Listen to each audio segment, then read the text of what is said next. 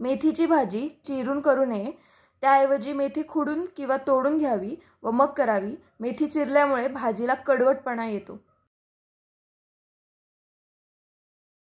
भाजीला किंवा वरणाला फोडणी देताना काही गोष्टी लक्षात ठेवाव्यात।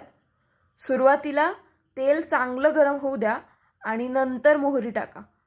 काही जण मोहरी आणि जिरे एकत्रच तेलात टाकतात, पण अशा वेळी मोहरी तडतडायच्या आधीच जिरे जळून जातात, ज्यामुळे भाजीला किंवा वरणाला धुरकट किंवा करपलेला वास येऊ शकतो।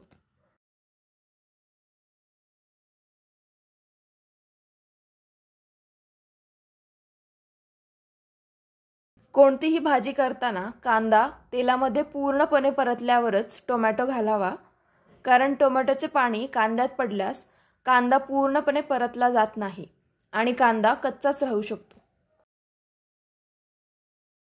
कांदा कापण्याआधी तो 2 भागात कापून घ्यावा आणि थंड पाण्यात ठेवावा। अशाने कांदा कापताना डोळ्यातून पाणी येणार नाही। कुकरची रबरी रिंग फ्रीजच्या फ्रीझरमध्ये 10 ते 15 मिनिटे ठेवावी। यामुळे रिंग लवकर खराब होत नाही व कुकरचे प्रेशरही चांगले राहते। भेंडीची भाजी बऱ्याचदा चिकट होते किंवा तिच्यामध्ये चिकट तारा दिसतात। भेंडीचा असा चिकटपणा घालविण्यासाठी त्यात थोडं लिंबू किंवा आमचूर पावडर किंवा टोमॅटो किंवा चिंच किंवा आमसूल यापैकी कुठलीही एक जिन्नस टाकली तर भेंडीची भाजी मोकळी तर होईलच, शिवाय तिची चवही आणखी छान लागेल। म्हणजेच भेंडीमध्ये कुठलीही एक आंबट जिन्नस टाकली तर भेंडीचा चिकटपणा निघून जातो। घरात खूप लाल मुंग्या झाल्या असतील तर त्या जागी हळद टाकल्यास पूर्णपणे मुंग्या नाहीशा होतात।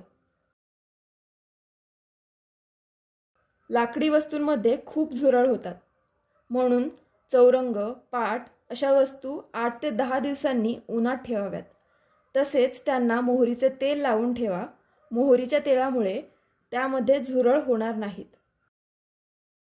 किसणीवर गूळ किसताना किसणीला किंवा विळीला तेलाचा हात लावावा, अशाने गूळ अजिबात चिकटत नाही।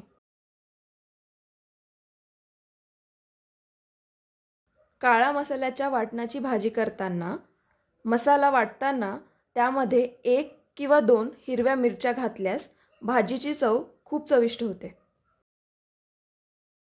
टोमॅटो पल्प काढण्यासाठी सर्वात आधी कुकरमध्ये पाणी घेऊन त्यात मीठ घालावे आणि मग टोमॅटो शिजवून घ्या।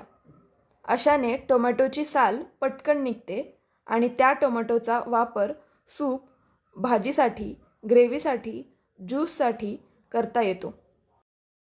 कोणतीही भाजी किंवा कोणताही पदार्थ बनवताना खोलगट भांडे वापरण्याऐवजी पसरट भांडे वापरा, त्यामुळे अन्न लवकर शिजते आणि भांडे देखील लवकर गरम होतात।